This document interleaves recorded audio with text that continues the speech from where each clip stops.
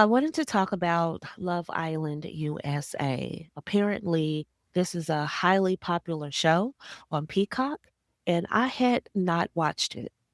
But because of the overwhelming reception of the show, and this season must have been completely different for some reason, and it's highly popular on TikTok and Instagram, and people have been talking about it in person. I said, you know what? I'm going to sit down and watch the first episode, and if I don't like it, I'll check out. And I was glued to the screen, and I sat and binge watched this entire season because I wanted to see it through the end. I did not Google who won because I wanted to experience it on the same level that everybody else experienced. We have a lot to talk about, and we are going to dive in now.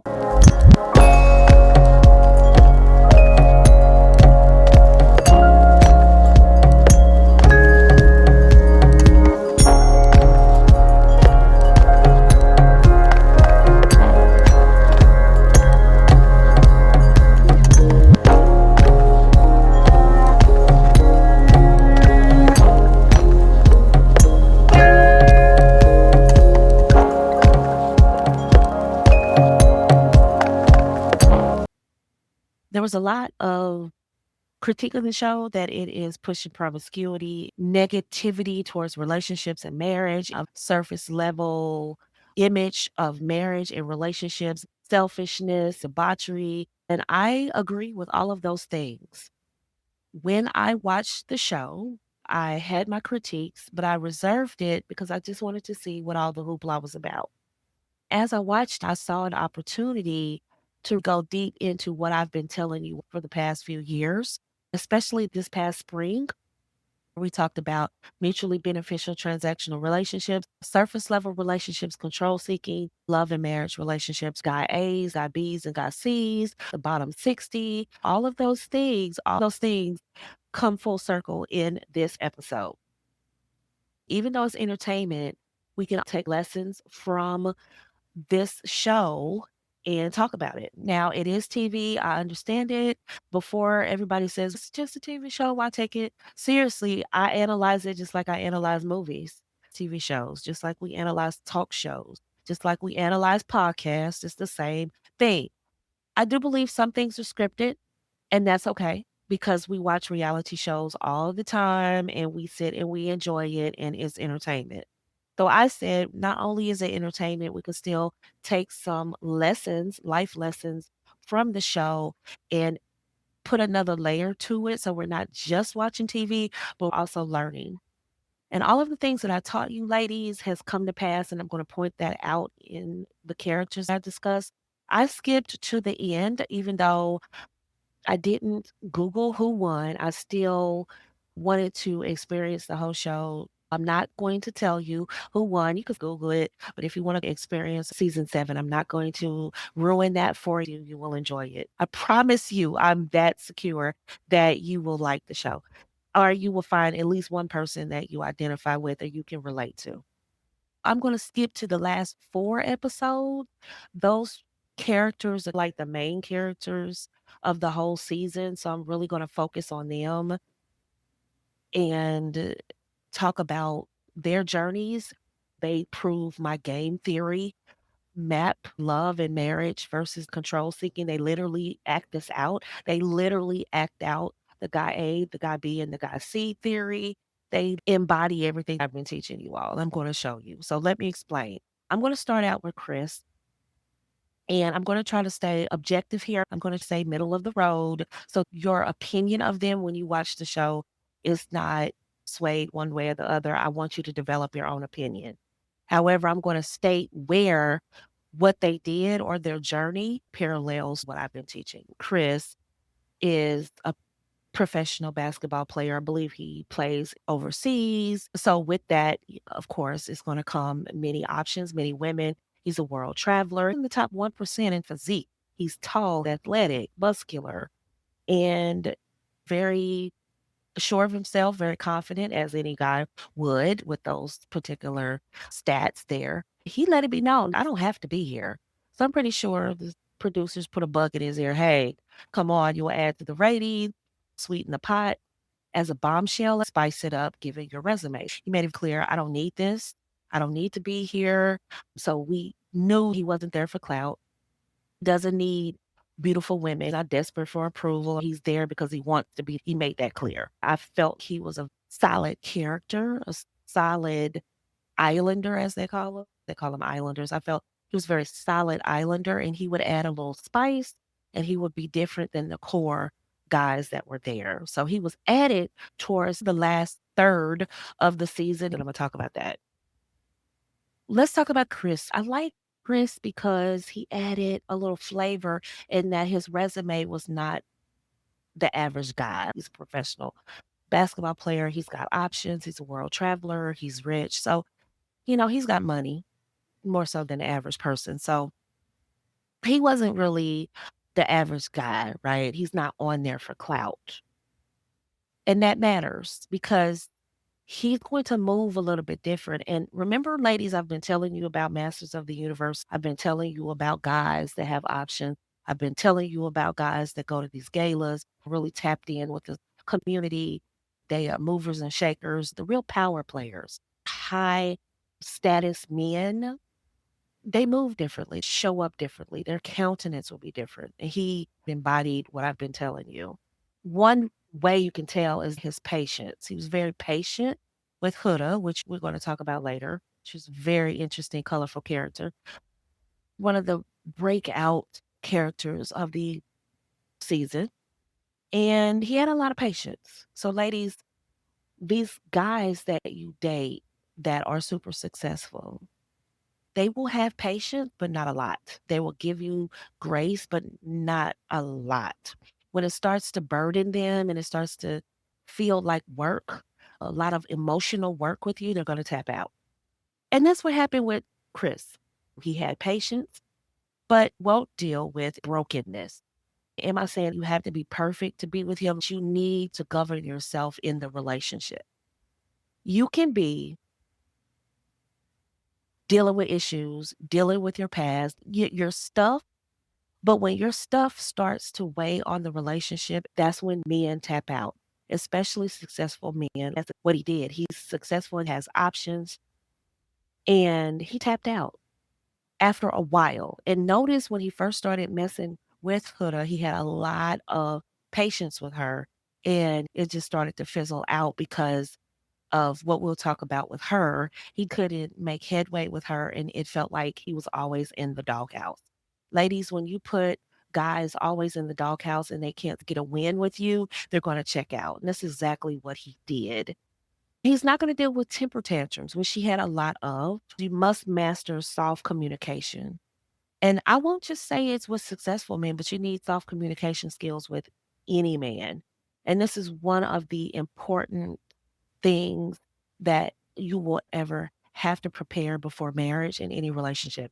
And I will be very bold and say a lot of women's relationships have failed because they lack soft communication skills, soft people skills, soft skills. They lack emotional awareness. Don't get overwhelmed by technical terms. You don't know how to communicate what you want.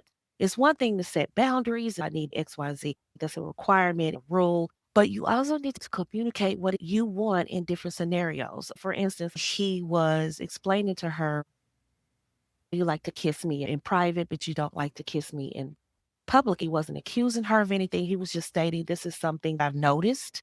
And I want to pick your brain as to why this is the situation. Is this something I've done? Is this something we can fix? She immediately jumped defensive and they began fighting because he was expressing her opinion. There was another time where he was doing a baby yoga, which if you watch the show, you'll see. He was doing a baby yoga and she just copped the attitude because she was holding the baby and she wanted him to roll up her mat. She immediately got mad. He was like, "Oh, I didn't know you wanted me to pick up your thing. Oh, my bad." And women sometimes forget. Men are one track thinkers. Sometimes we forget.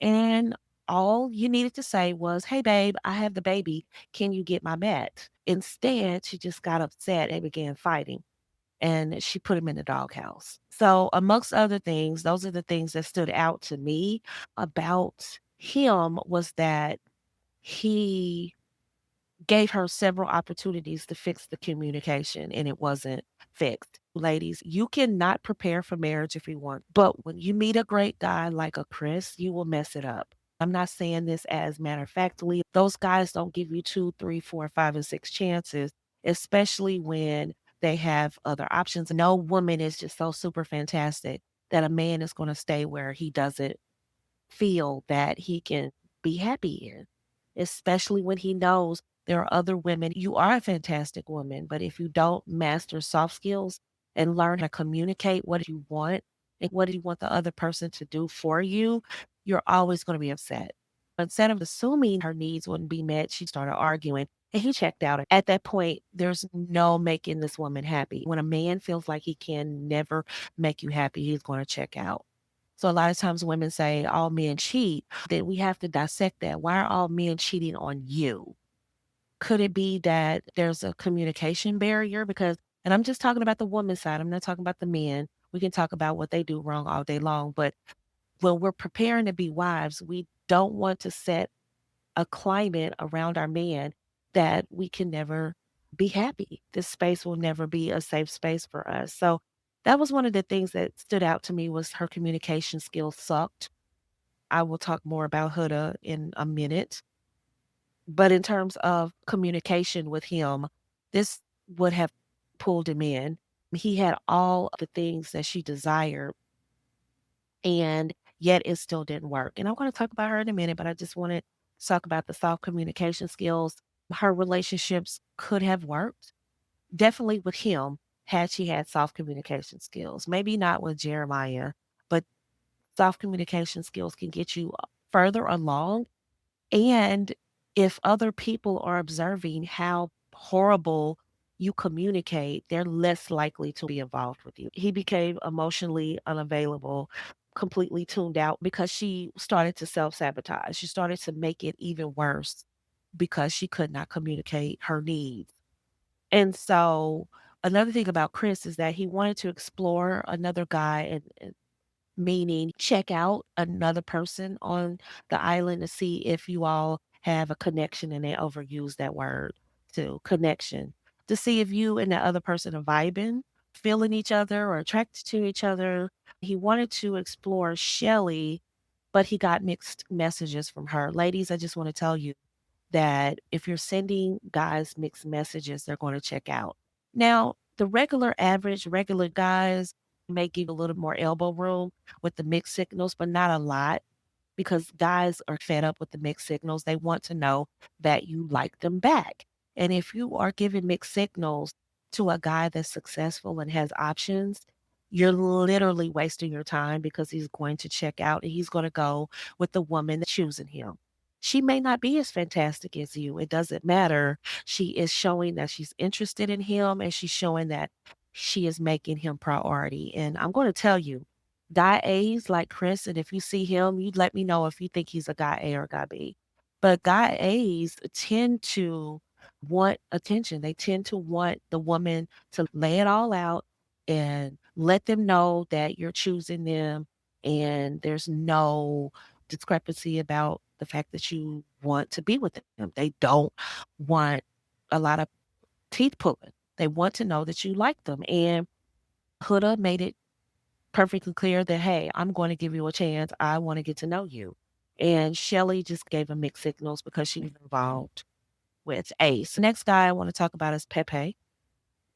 I noticed they gave Nick a lot of blowback for moving on after Sierra left, but they didn't give Pepe any blowback for leaving. And that's just television drama. If you watch the show, you know what I'm talking about. I thought Pepe had a high level of integrity. I didn't see anything that I could call out and critique necessarily. But one thing I did want to point out about him is that he was a family oriented. He didn't want Adriana, who was the baddie. Women have to understand that when a guy is family oriented and looking for love and marriage, you don't need to be a baddie. They want to be attracted to you, but you don't need to be a baddie. The show embodied that. You could feel Adriana was attracted to him, but that's not what he wanted. I gave him an A+ for that because a lot of times guys will play around and expect something from someone that can't give them what they want, but he was very clear on what he wanted, and I like that. It's clear Pepe wanted a small town, middle America type of girl, and I don't think he would have gotten that from Adrena. She gives me baddie energy. He was just looking for a different type of energy. It was clear he might just be there for love. And he is prime example of what a love and marriage type of person, how they move. They're intentional. They're going to reject surface level interactions and surface level relationships. The next one I want to talk about is Iris, who ended up getting with, I'm trying not to spoil it for you, so I'll let you figure it out. But Iris, she gives me adrenaline junkie, like she's doing this for exposure, but she doesn't have to. It's just something to do. She comes from a well to do family. She doesn't need anything from anybody. I thought her and TJ fit that middle America, blue blood American type image. They were a good match. The guy she ended up with, for those of you that saw the show, you know who she ends up with. I think he was more into her than she's into him, but time will tell. I think she liked TJ a lot. That was more her level, her lane. Peppy is she is into him. Peppy wanted a relationship. So it'll be interesting to see if they last. If you watch the show, you tell me. I think she was a better match for TJ for the long run. But the guy she ends up with, you let me know. Peppy ended up in the end. So you let me know if they would make a good couple. All right, the next one is Brian. I like Brian. These Latin guys on the show had it going on, family oriented, and I thought that was cool. He too was close to his family. He became very emotional when talking about his family. And he was actually attracted to Adrena first off, the Latin bombshell, but ultimately orbited towards Amaya, which I'm going to give to you. He orbited towards Amaya in the fire pit discussion where they were ragging on her about her emotions. Brian put on his protector suit and he jumped to her defense. Hey, this is what Latin women do. They're very emotional, very passionate, and you can't jump on her like that. And I thought that was so attractive. He comes off as a healthy family protector, provider. He gives me that inkling that he is all about family. And he has a good test at the end of the show that proved that it may prove that he is there for love. And so when he started to gravitate towards Amaya, I thought that would be he would be a good water to her fire, as she described it. And when she showed herself to be vulnerable, he became vulnerable.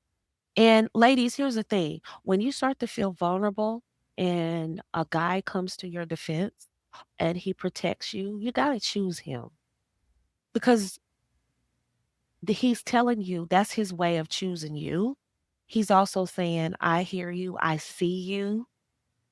If you choose another guy who doesn't do that, it screams you don't want to be protected or something is off with your meter. You reject the guy who protects you and comes to your defense.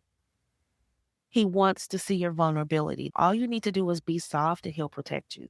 The moment you become heavy handed and harsh, he's not going to protect you. He's going to move away.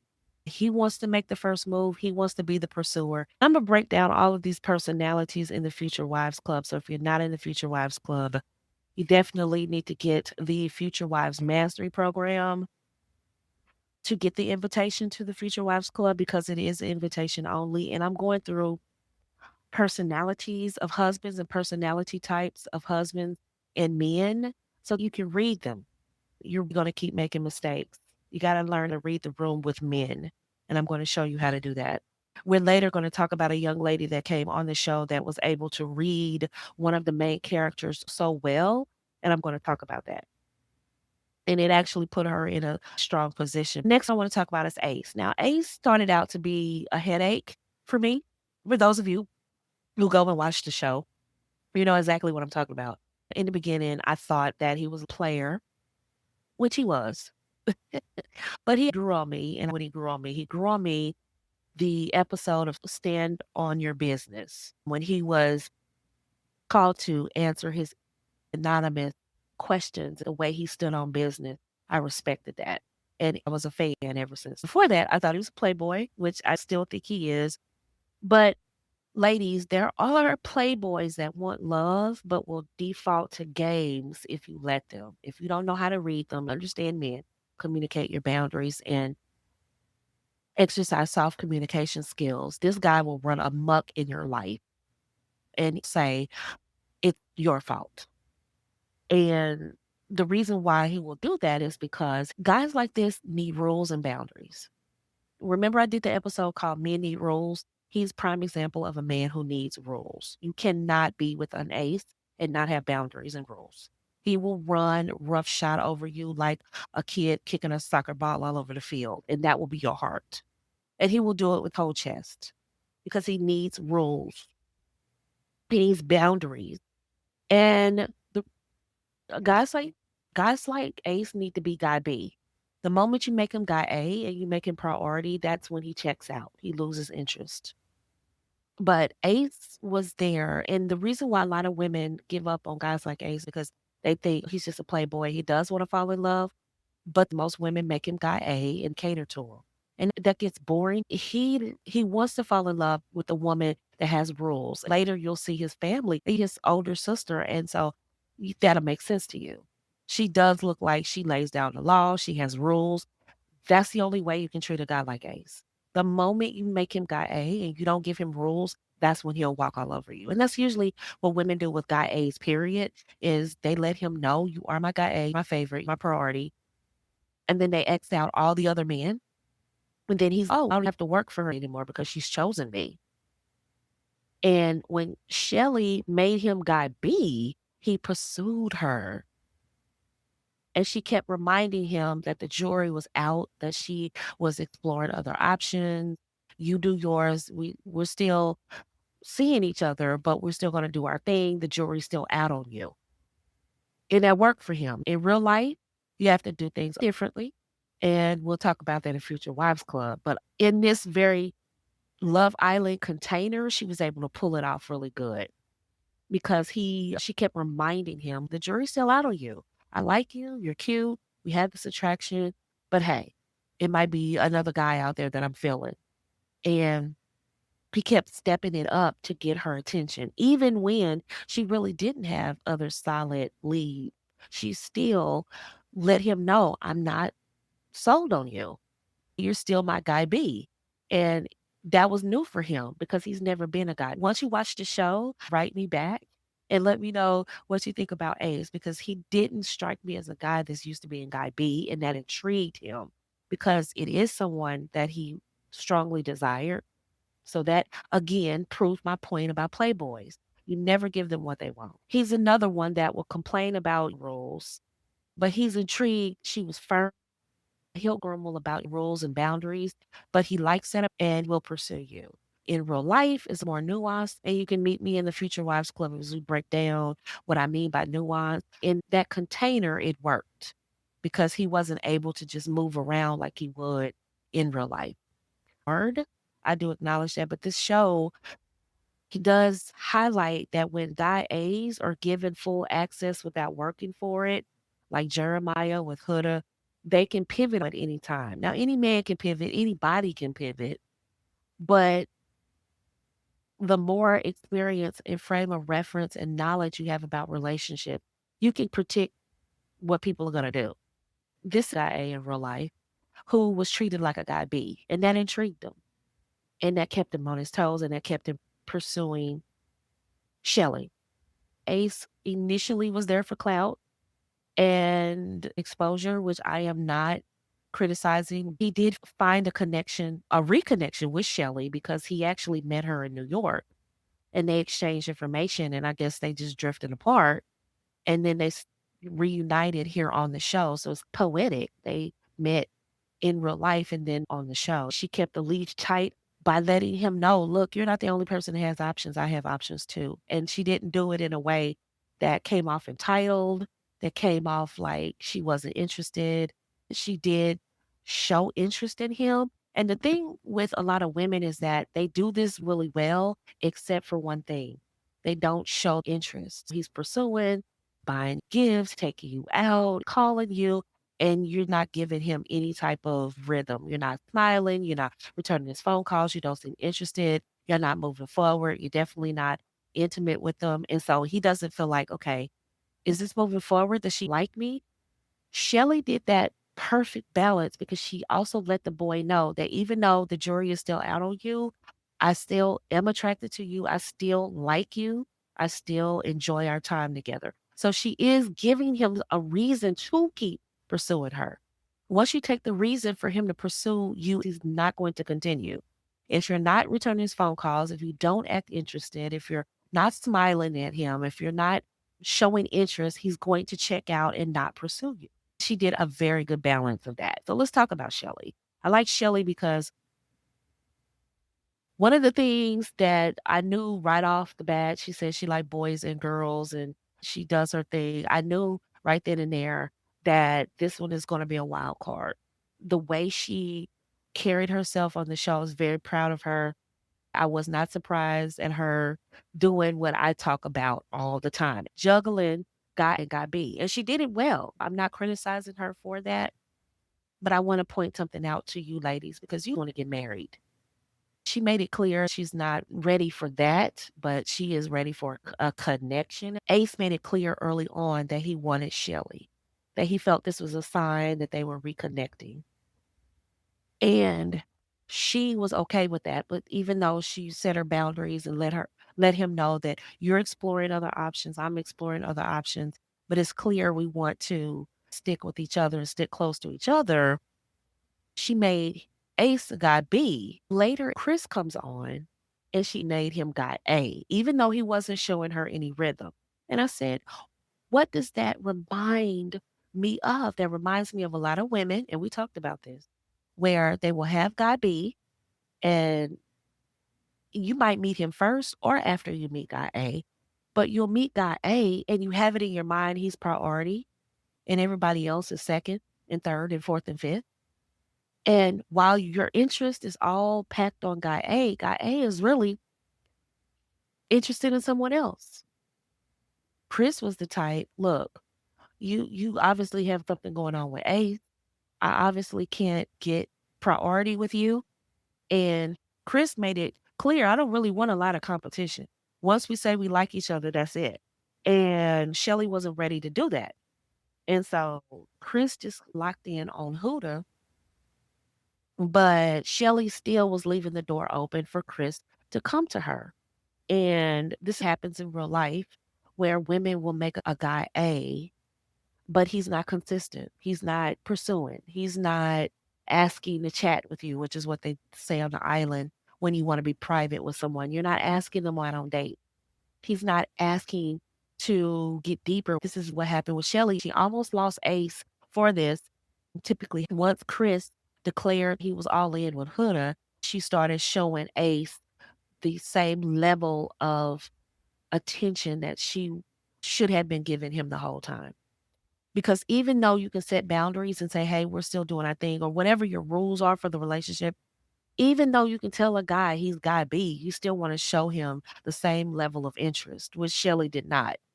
Now, in real life, that would have backfired on her because he would have stopped pursuing her. Once he realized, wait a minute, she has other suitors, and two, she's not giving me the same energy. But because you're in a contained love island, she was able to pull this off.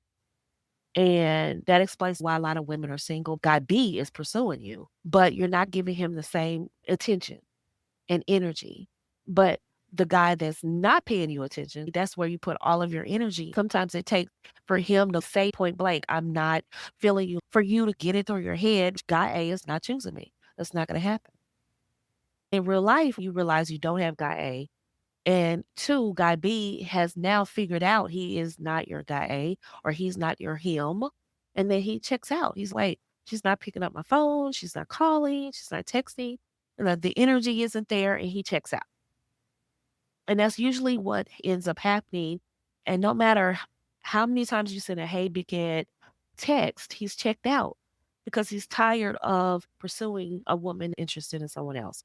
Shelly was able to pull that off because you're on an island, but in person, that will never work. It normally never works. And that's why a lot of women are single. Guys like Chris are used to being guy A and getting full attention. Huda was an option for him, but she was sure about him. So he went all in with her and let Shelly be indecisive. Shelly was going to play Chris and Ace against each other. But Chris, being the thorough guy that he is, was like, look, she's not, she's doing something else. I see her with him. She's not all choosing me and making me priority. So I'm going to go with the woman that's making me priority. So, ladies, if you're dating a super intelligent, high status individual, no, she may not be as pretty, but she is making him number one. And you can make a man number one without coming off as desperate. We'll talk about that in the Future Wives Club. Shelly started treating Ace like guy A after Chris let her know he was all in with Huda. The whole season, the men had been cooking for the women, but this particular morning, once she realized Chris wasn't into her, she gets up and makes breakfast for Ace, which she should have done the whole time. Another point about this show, the men were making breakfast for the women. And I thought that was weird because had that been me on an island, with a guy that I want, I'm pulling him in. I'm getting up, I'm making him breakfast, waffles, fruit, eggs, sausage, bacon. I'm putting my best foot forward and winning that guy. If all I have to do is make breakfast for him and pour him some orange juice, he's mine. No doubt. He will less likely vote against me if she's cooking for me, is treating me well. It's a game show and anything can change at any point. But if it's a guy that I'm liking, at least once a week, I'm going to get up and make him breakfast or at least cook with them at the very least. I don't know if that was a stipulation of the show rules, but it was weird that I saw the guys making breakfast for the women. That was weird. And so that's when she started turning on the charm when Chris basically said, look, I'm not interested in you. And the show was winding down. And so she felt she didn't have any more options. That's how I felt like she felt about Ace. But one thing I did like about Shelly is that I did love her calm composure all throughout the show. I thought that was very ladylike of her. And so for all the other reality stars, can take lessons from her. And the next person I want to talk about is Taylor. I liked him initially. He came off boyish, playful, lacking manliness. Ladies and fellas, boyish. It's not attractive to a grown woman, especially if she's worldly, travels and business. You come off like you're not serious about life. And you don't come off like you can protect her if it were to ever go down. A lot of women don't feel protected with boyish kind of men. They want a man that got a deep voice and kind of can handle himself. And he just came out very boyish to me and didn't have a sense of humor. Like sometimes when guys like that are boyish and playful, they normally come with a sense of humor. So that kind of goes hand in hand, like Dave Chappelle or like Cat Williams or somebody like that. Billy Crystal was like that. Goofy, but he just came off goofy. Goofy is just too playful, overly playful, more playful than is appropriate for your age, inappropriate at times. That's goofy. And he came off as goofy. It's one thing to be funny, like Dave Chappelle or Cat Williams, but funny. You don't have a sense of humor, but you're overly playful and boyish. That's goofy. And he gave me goofy vibes, which is a turnoff. Now, he was okay with Landria until he found a better option. What I believe about Taylor is that he was there to clout chase, get some exposure. I'm not blaming him for that. Use these stupid dating shows. Clout chase all you want to. Give us some entertainment. What I don't like is when you don't keep it real with the people you're involved with. At least let them know what you're doing to a certain degree. If not, you come off dishonest. So not only do you come off boyish, playful, and lacking manliness, but now you come off as dishonest. You are a child that needs to be spanked because you don't know how to carry yourself and understand politics. I think he was there for the money and the clout to promote his rodeo business. I'm not knocking that. I'm just saying it did come off very fugazi. If you're not in a mutually beneficial relationship with guys like this, because I believe Taylor will be for some women and for a lot of women, he will be, and not because of his looks or anything like that, but because of his boyish behavior, kind of immature for his age. If you're in a relationship with this guy and you're underestimating him because he's boyish, playful, a little less manly, and take his word for it. He likes me. He's calling and texting me. I got him under my thumb. He's not going anywhere. Don't underestimate him. That's exactly what Alondria did. She thought that because he said, we're cool, he's attracted to me, he said all these things, he said, I'm sexy, we're cool, we're a couple, doesn't mean his radar isn't still open to meeting other people. Remember, in mutually beneficial transactional relationships, men are constantly looking. It's only in love and marriage relationships that men stop looking. So if you don't really have chemistry and you're not feeding that connection and growing and making sure he is all over head over heels with you, don't assume anything. Exactly what happened with Taylor happens with a lot of guys in relationships. Girls get with guy B's and C's they don't really prefer, and they don't nurture the connection. They know he's attracted to her and they feel that's all the glue that needs to hold us together. It's not true. You need to be attracted to him. You need to talk to him, reciprocate this energy because men are not as dumb as you think they are. They know when you're not making him priority. So what happened in the situation with Taylor is he didn't feel a connection with Alondria, but he didn't have better options. No other women on the island were really going to pick this boy compared to all these other guys, to these men, and he's acting like a little boy. What happened was he met his fantasy chick, Clark, and that was his fantasy. And he completely acted as if Alondria was an alien from outer space with 10 eyes and horns. He completely switched. This is why I tell you not to get in mutually beneficial transactional relationship because those will change from day to day. If he runs upon his fantasy woman, you will see him do things you never thought he would do. He will buy flowers. He will make dinner. He will open doors. He will break his neck for you when you're his fantasy. When you're not, now, if you've been with him 20 years or you've been with him in a long-term relationship, he's still going to spoil you, but it won't be to the level it was when you first met. But you're still going to know that you're his fantasy. But when he meets his fantasy and you're in a relationship, he's going to cheat with his full chest. He might leave you. He'll let you know, I'm choosing her. When a man speaks with his full chest, I'm choosing her. I want her. That's his fantasy. That's what he wants. Taylor was still looking for validation. Ladies, when you come across these guys that you don't think are desirable to someone else, or you don't think that he would ever see anyone else better than you're underestimating your power. A lot of women ignore the connection, treat him any kind of way, and you're okay as long as he doesn't meet his fantasy chick. This happens in a transactional relationship. Women get mad. How did this ugly dude cheat on me? Easy, because you don't like him. He can tell. And he met another woman that gave him more. If he's searching for validation, he can leave you in a heartbeat with a straight face in the same way that Taylor did Orlandria. So now when you watch the show, did you see his demeanor when talking to Alondria? Almost like, get away from me. And I'm like, where did that come from? That made me dislike him more because a man would just say, you know what, Alondria, you know me, we cool, we daps, we homies. I'm not looking for homie energy. I'm looking for love. He didn't communicate that to her. It was boyish, silly, immature. That's why he kept getting low vote. Hopefully that comes out in the reunion that he came on. His energy was just suck. So on to his love interest. Now Clark enters the scenario at the end as a bombshell. Taylor has been separated from Alondria. He had this homie lover friend type of relationship, like daps, we're homies. But I didn't see any sexual chemistry between them.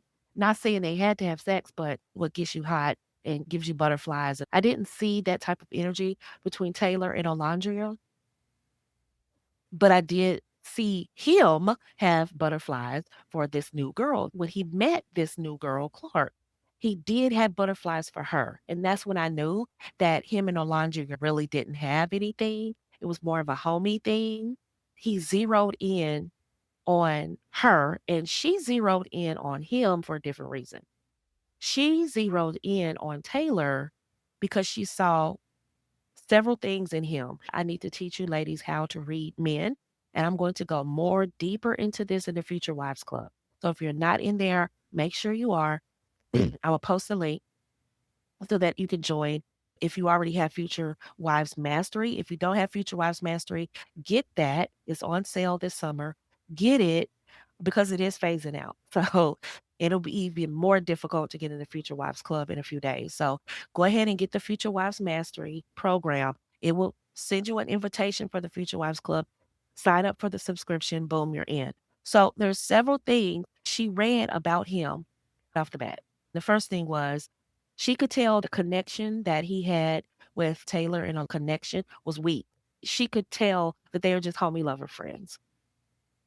Part of reading a man is reading who he's with, reading the energy between the two, and reading his response to her.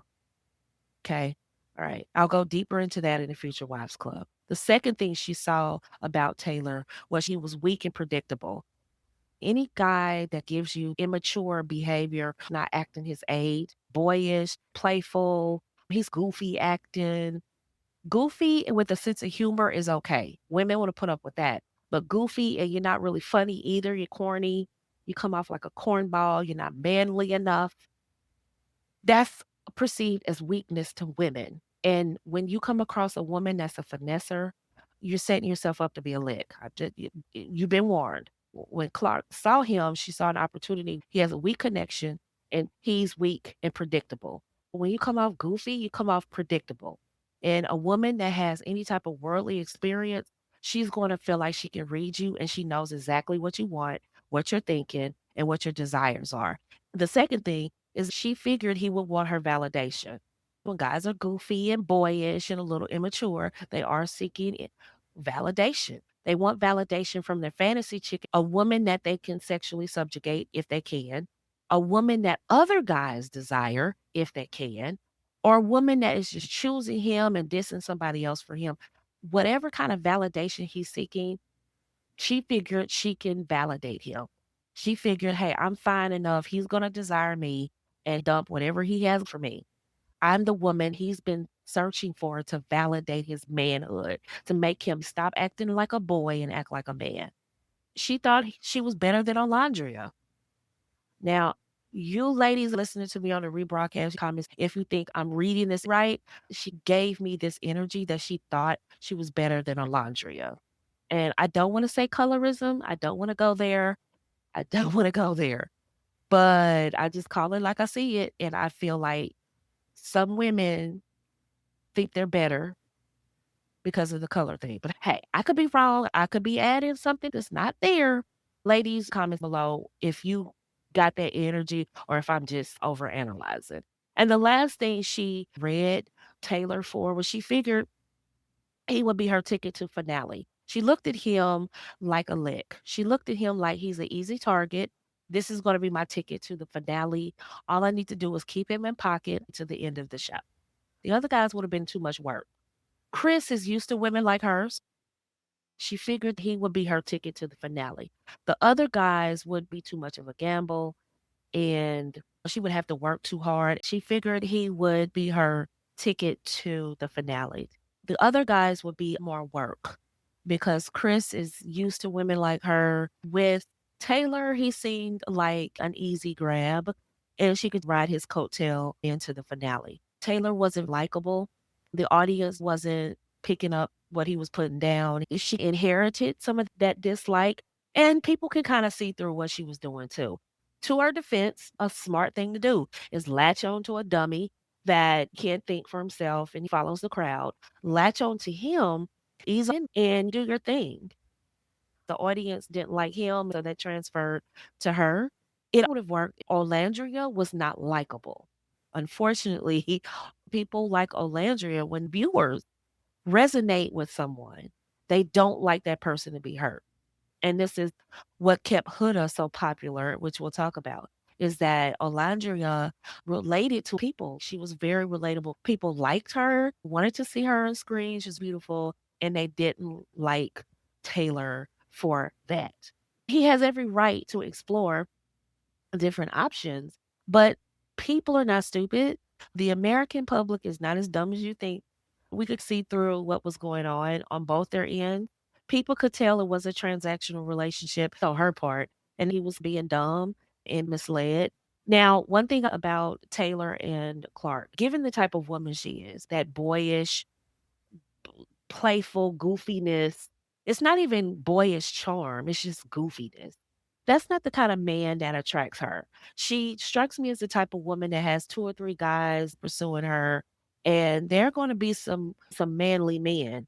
And when she compares them to him, even though he's a veterinarian, successful, owns 4 horses, perceived as wealth, the energy she gives me and the things she was saying, she doesn't strike me as the type of woman that understands that kind of wealth. She understands flashy things like cars, jewelry, clothes. This is no slight to her. Personality wise, she doesn't strike me as the type of woman to understand what kind of wealth he has. Being a veterinarian is not something she can flash and be like, "Look at me, I'm up here." It's not something she can flex with. "Oh, my husband's a veterinarian. Oh, my husband, is in the rodeo." It's not something that she can flex. And I don't care where she's from, Montana or Houston, it doesn't matter if that's not your guy, and Americans can kinda see that's not your guy, eventually he's gonna get on your nerves. Can you imagine having to have sex with this man on a regular basis in a marriage? It won't last, and he will complete this cycle, about 4 or 5 years, they'll get a divorce, and she'll say, "He's controlling me," or, "I don't like this life." She'll be out. She'll take his kids, put them on child support, and that's if they go that far. I don't give them that far. Tony and I was discussing it, and he said she's not gonna make it to the finale. I say she'll make it to the reunion. She doesn't want people like me to be right. She'll make it to the reunion because everybody's giving them interviews and they're traveling and doing podcasts and doing interviews and so forth and so on. Her social media is blasting up. So she'll hang out with him until the reunion. And then once the show momentum dies down, and nobody cares about Love Island season 7, Clark will fade to black on Taylor. Mark my word, it's coming. I don't give them until Labor Day. Tony doesn't give them until the reunion. It was a finesse, and it would have worked had Alondria not been as liked as she was. But this is no slight to Taylor at all. It's a TV show. Everybody's out for personal gain. I'm not knocking her for that. And I'm not knocking her for seeing him as a dummy, as a perfect target. I'm not knocking her for that because he fell for it. She's not gonna want that little boy to be her man. Nick is one of the main characters. I immediately liked Nick and his energy. I never saw where he was dishonest or misled anybody. I did see where he did say that he was interested in Olandria early on. And those of you that go back and watch Love Island, you'll see where Nick expresses he had a crush on Olandria. He has been clear about his intentions with her from the beginning, and it is a competition. He's going to the female choosing him. If he's not getting energy from Olandria or any woman that she's not feeling him, he's like any other man. He's going to go to the woman that likes him. It is a TV show and it is about survival. So he's going to go to the woman that is clearly choosing him. Why fight up the battle, trying risking everything to chase one woman when she's not showing interest? It later comes out in an interview Taylor did on a podcast. He told Nick not to pursue Orlandria because he wanted her. That's why Nick stopped pursuing Orlandria. One, he wasn't getting enough energy back from her. Two, Taylor admits he told Nick not to pursue Alandria because he wanted her, knowing there was no spark, knowing he wasn't interested in her like that. He still did not want Nick to pursue her. Now, the other part of that could be that Orlandria was giving him homie lover friend energy, like, hey, we homies, we're gonna do this, we're gonna play this close to the heart, stay cool and ease through this game together. She could have been giving him that energy. So his attraction waned because she wasn't reciprocating his attraction, and maybe that would explain why he pivoted so hard away from her later. We'll never know. Maybe we'll find that out in the season finale. But one thing is for sure, Nick did like her. Is he there for love? We'll have to stay tuned and find out.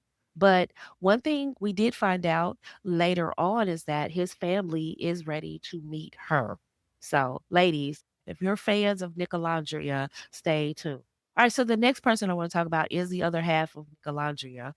And do believe she was there for money and clout. This is no shade, no tea. There's nothing wrong with that. It is a game show. They're giving away money. Go for it. They're just using romance as the game pieces. Was she there for money and clout? Absolutely. I do think she was there not to find love, but to just find somebody she can skate on through the whole season and skate on to the finale with. What she didn't count on was that Nick liked her, and she's probably not used to Caucasian men hitting on her, I would assume. This is just my personal assessment. She may not have read Nick's crush on her because she's just not used to that, wasn't looking out for that. Another thing about reading men, you got to know when men are feeling you because she missed that. But you ladies, write in the chat, what do you think? Write in the comment section below if you thought she missed any obvious signs that Nick liked her, right? She thought Taylor understood the game in the Stand on Business episode. She goes off on Taylor and she confronts him about him pivoting. Not once did she cry. Not once did she get emotional, which let me know that she was there for money and she wasn't there for connection. And it also let me know that she thought that Goofy understood that they were there. We're gonna play this cool. We're gonna act like we falling for each other. We're gonna play it cool and ease into the finals. He either didn't care or he didn't understand the assignment. When he saw Clark, he saw an opportunity to be with his fantasy girl. I believe that's what it was. That's why he said, I'm not free to explore. You did what you did, and I did what I did. And that's him saying, I never promised you anything. I never said I was signing up for this. So what that lets me know is that his nose was wide open. Just because you're in a transaction relationship, which is what Alondria was with him, she thought he would be cool with the transaction. Just because the other person says they want a transaction doesn't mean they're not looking for love and marriage. You're taking for granted that's what they want. And that's exactly what Alondria want. Now, those of you, you're listening to me, you want marriage. You would never approach this situation at all.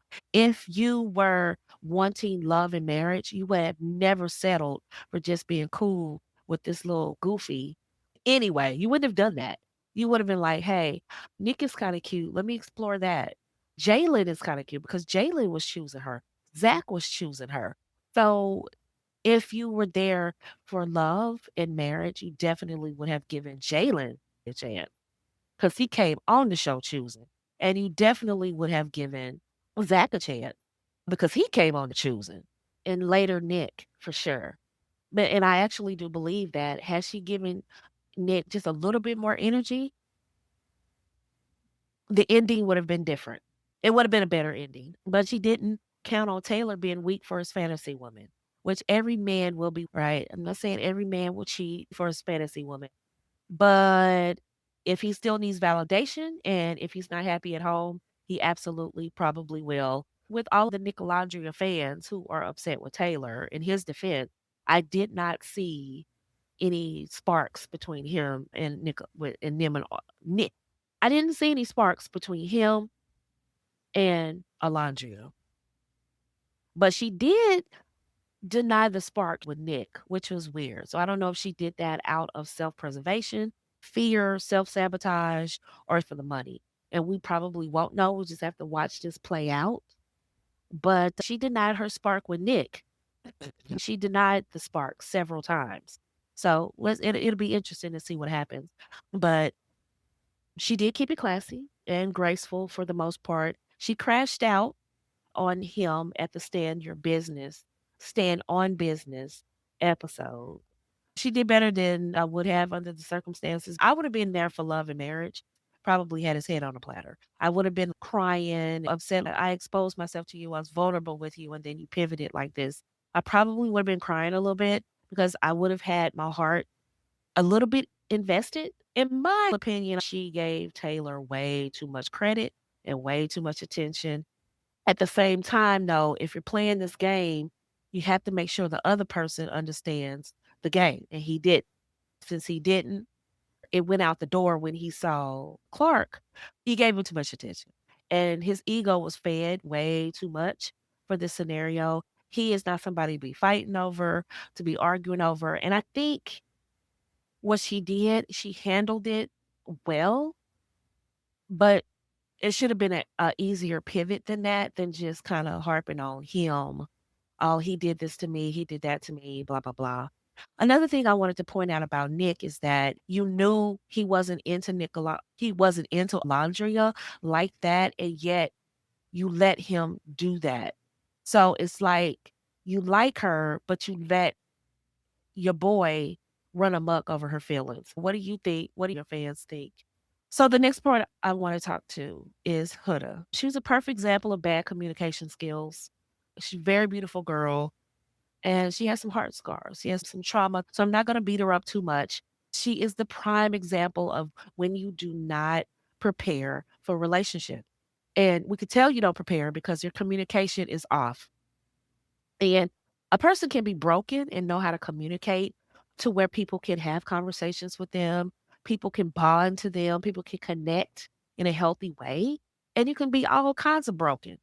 But if you cannot communicate, people just can't tolerate the space because now that space becomes so toxic that nothing can be accomplished. No one's happy. That's why she pushed Chris away and initially pushed Jeremiah away. Now, Jeremiah would have moved anyway because when you pick guy A's, you have to understand the landscape. What kind of guy A is he? We talk about this in the Future Wives Club in detail. I'm breaking this down later. If you're smart and you know how to read guys, she would have known Jeremiah is not okay with a single mother.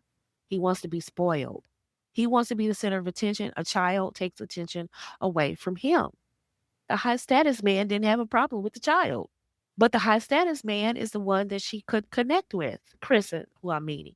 She was all in with Jeremiah and held back that she was a mother from this guy. Red flag, ladies. If you have to hide the fact that you are a mother or been married or divorced or whatever the case may be, that's a red flag. He's not for you because the man that's for you is going to know everything about you, enough about you. And this is why the sprinkle information doesn't work for love and marriage scenarios because what you're being taught is that you lie about being a single mother. Well, that works in transactional relationships because no one cares about the other person. But when you're in a love and marriage situation, it does matter that you're a mother. Why can't I know that you're a mother? Why can't I love that human being? Why can't I love your children? And you're hiding that, which means you don't really want to connect with me on a deeper level. And that's why that sprinkle part of that information is very, very toxic and it doesn't translate to love and marriage relationships. She's nervous about telling him she's a single mother, and that should have been red flag number one. So you have to know what kind of man you're with. I'm going to break this down in the Future Wives Club, what kind of guy Jeremiah was and why most women drop the ball on guys like Chris. She literally had two good guys. I don't think there's anything wrong with Jeremiah. It's just the type of relationship he's looking for. I'm gonna break that down. But she was self-sabotaging with the way she was carrying herself in disagreements, her temper. Her vetting is a little bit off because she put all her energy into Jeremiah, who gave none back. The guy giving her energy, choosing her, and trying to show her a little bit of grace. She did not give him the reciprocation that she should have given him. So that's why I said her vetting is off. Chris was a good choice, but this is prime example of not being healed and jumping into relationships. She crashed out a few times, which I'm not going to blame her for. It's how you crash out, what you do when you crash out. A few things I want to note before we get out of here. Men will block you from happiness if you let them. In this situation, Taylor knew Nick was feeling Olandria from the start, but he was selfish in that I don't want to see her with Nick, but I don't want her either. She's a safe bet. I'll play it safe. And this is how I know they had some type of subliminal pact going on between Taylor and Alondra. Like we're gonna stay safe with each other and we're gonna ride this thing on out till we win. How I know that is because in his interview, he admits Nick expressed interest in Olandria to him. And he said, no, I don't want you to mess with Olandria. So he knew they could have been a couple earlier in the show, but he impeded on that. And then When it became convenient for him to step away, he stepped away and just left her out there. So when she crashes out on him, when you see that part in the show, you'll understand where that energy is coming from. Ladies, brush up on your soft skills and your communication. This cannot be learned on the job. Guys like Chris don't grow on trees. And once you meet him, you have to have the communication part together. Because if you can communicate well, a lot of guys will give you a lot more grace if you can communicate your feelings, your emotions, your boundaries, and all these other things. And if you can't commute and you have that going on, it's too many struggles and guys kind of check out. Because communication allows him to know what's going on with you, what are you thinking, what's going on. It allows him to know how to maneuver around you. If you can't communicate what's in your head and your heart, it's easier for him to check out before it gets worse. This is part of your communication skills and wife preparation process. You must work on communication skills. How you dress is beautiful, connections and all that. You must learn how to speak to people. You won't make it in the business world without knowing how to speak to people, especially true in relationships. The question I want to know from you is how far will you go and be a girl's girl? In this situation, Sierra voting for Taylor to stay on the island, I was done with her at that point. You said you were a girl's girl this whole time until it came down to the wire and you went with your guy. For those of you listening to this on the rebroadcast and listening to me live, what did you think about Sierra voting for Taylor? Would you have taken your man's side and voted for his best friend or your girlfriend's side? Would you have been a girl's girl? I'm not technically, quote unquote, a girl's girl, but in this particular situation where I clearly see a man has hurt a woman's feelings on purpose, I'm siding with the woman. I'm sorry. You know how I am with DV. I'm siding with the woman. You know how I am about SA. I'm siding with the woman. I'm siding with the woman. I don't consider myself a girl's girl because if a woman is wrong, I'm not going to just say she's right because she's a woman. But in this particular situation, I was a girl's girl because I'm like, what are you doing, Taylor? Why would you side? I'm sorry. Why would you? What are you doing, Sierra? Why would you side with Taylor? But for those of you that haven't watched it, just keep watching and you'll see what I'm talking about. Another point is guy B's don't always come back with the same energy like Ace did. I want to reiterate this 10 times. All right. A lot of women are single. They have plenty of guy B's and they don't give him energy until guy A stomps all over their heart and they want to come back to guy B. Well, in this particular scenario, Ace did come back with the same energy after Chris told Shelly he's checked out. In real life, that's less likely to happen. They're on a remote island in Fiji, 30 hours away from the continental US. They don't have many options. So at the particular time, Ace wants to win. On top of he really does want to connect with her. Him coming back with the same energy, strategic. In real life, would he come back to her? He would, but on his terms, in his way. I don't think she would have liked that. He would have flipped the script when she came back and did the hey big head. I think her making breakfast for him was the hey big head. Lastly, please choose who choose you. Alondria has suitors throughout the show, but she was playing it safe with Taylor. Ladies, if you're looking for love, act like it. Choose who's choosing you and work your way out. It's only settling if you're not getting anything that you want.